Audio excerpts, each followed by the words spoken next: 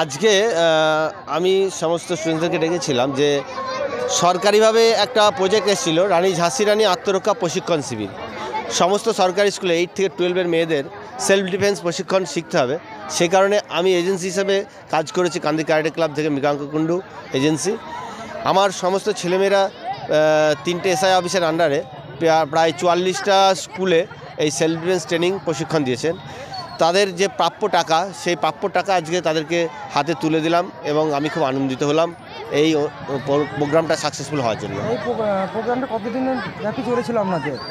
এটা আমাদের 2023 সাল থেকে শুরু হয়েছে। 2023 সালে 2 মাস করে একটা নির্দিষ্ট সময় ছিল যে এক একটা স্কুলে 8টা করে ক্লাস, আধ ঘন্টা 40 মিনিট করে ক্লাস।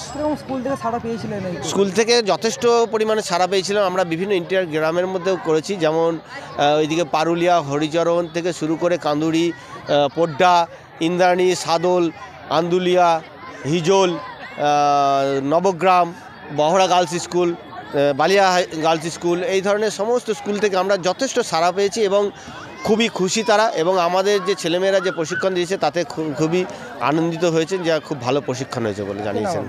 আমার নাম মৃগাঙ্ক কুণ্ডু, কান্দি ক্যারাটে ক্লাব।